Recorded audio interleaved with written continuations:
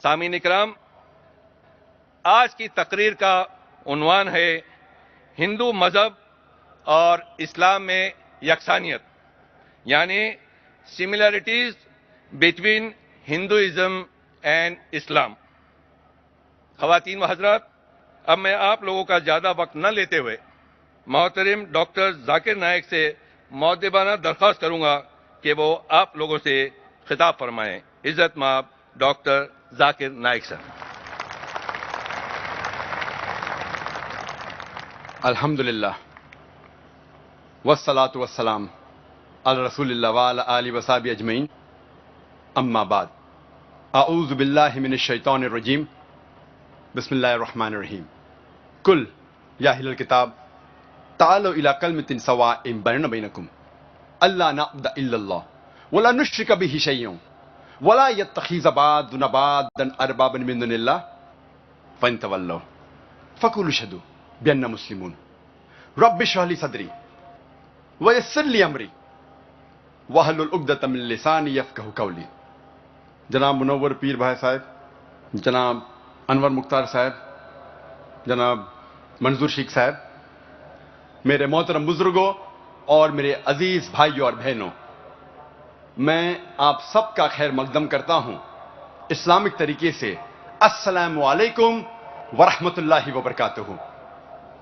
अल्लाह सुब्हाना व तआला की सलामती, रहमत और बरकत आप सब पर हो। आप जानते हैं इस तकरीर के मवाद, इस तकरीर के पैगाम पे तवज्जो देंगे। आज के तकरीर का मौजू है हिंदू धर्म और मजहब इस्लाम में यकसानियत। मैंने इस तकरीर के शुरू में कुरान मजीद की एक आयत सूरह अल इमरान सूरा नंबर 3 आयत नंबर 64 की तिलावत की, जिसमें अल्लाह सुब्हानहू व तआला फरमाते हैं, कुल या अहलल किताब, कहो अहले किताब से, तालो इला कलिमतिन सवाइम बैनना बैनकुम, आओ उस बात की तरफ जो आप और हम में यकसा है। सबसे पहली बात है अल्लाह नअबुदा इल्लल्लाह, हम सिर्फ अल्लाह सुब्हानहू व तआला, सिर्फ खुदा की इबादत करें। वला नुश्रिका बिही शैय्यन, हम खुदा के साथ किसी और को शरीक न करें। वला यत्तखिज़ बादुना बादन अरबाबन मिन दुनिल्लाह, हम हमारे में से किसी और को खुदा के अलावा किसी को रब ना बनाएं। फन तवल्लो, अगर वो मुड़ जाए, फकुल अशहदु बिअन्ना मुस्लिमून, हम शहादत देते हैं कि हम मुस्लिम हैं और हम हमारी सारी रजा अल्लाह के हवाले करते हैं।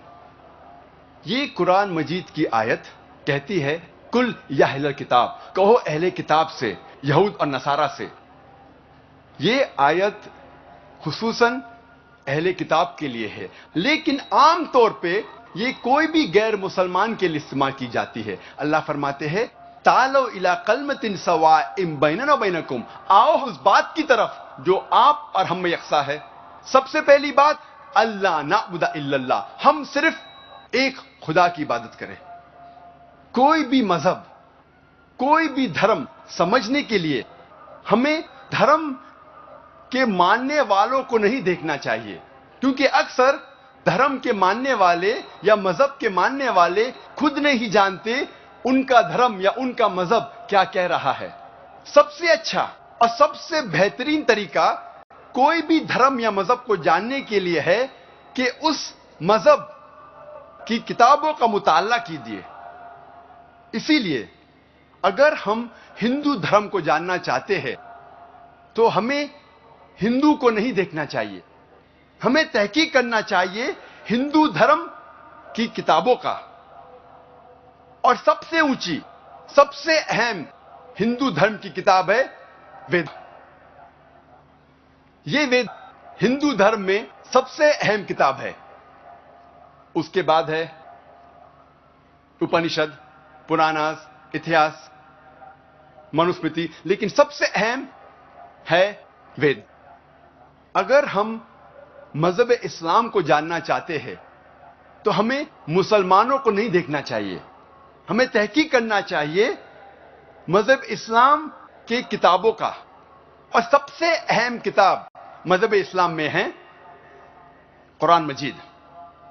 قرآن مجید سب سے اہم کتاب ہے مذہب اسلام میں. اور اس کے بعد ہے صحیح حدیث.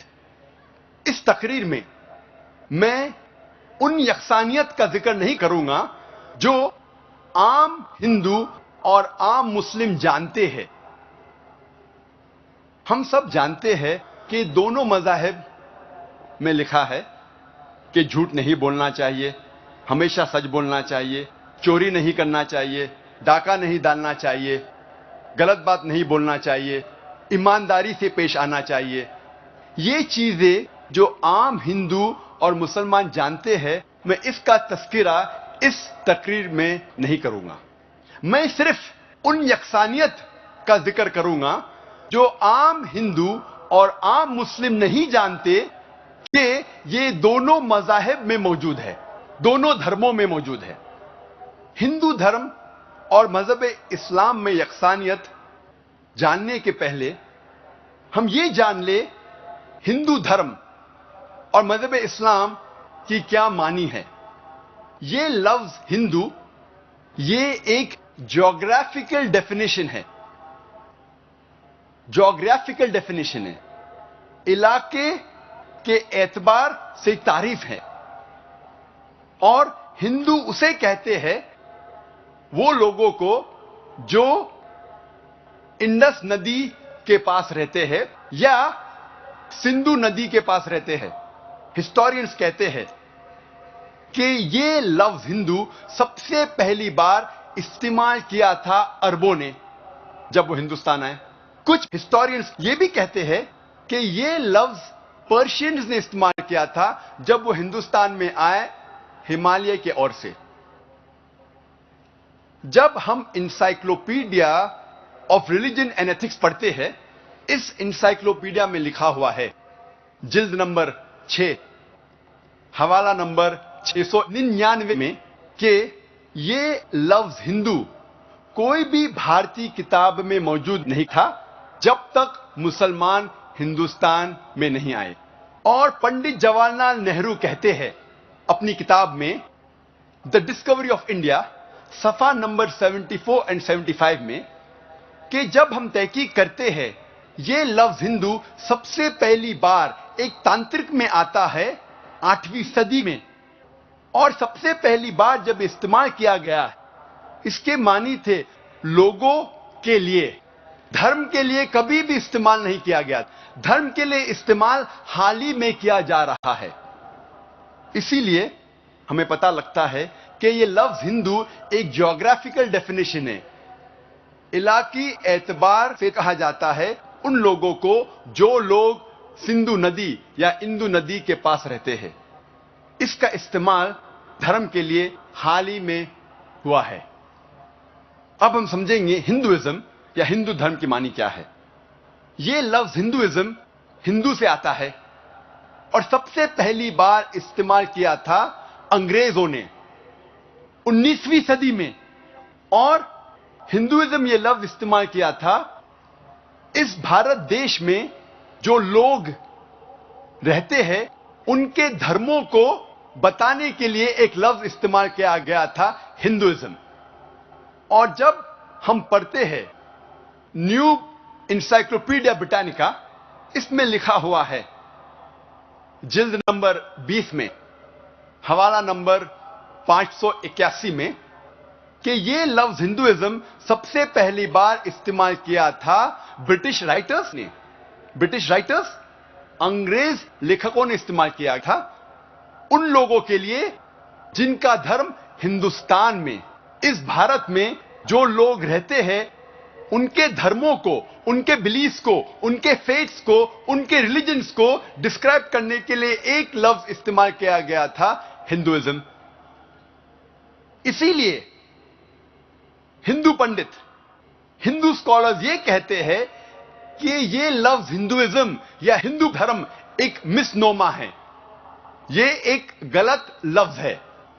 صحیح لفظ ہونا چاہیے سناتن دھرم یا ویدک دھرم, کیونکہ وہ کہتے ہیں کہ ہم वेदा में मानते हैं और स्वामी विवेकानंदा कहते हैं कि ये लफ्ज हिंदू गलत इस्तेमाल है, होना चाहिए वेदांतिस्ट, क्योंकि स्वामी विवेकानंदा कहते हैं कि हमें मानना चाहिए वेद को, इसलिए सही लफ्ज है वेदांतिस्ट और वैदिक धर्म या सनातन धर्म।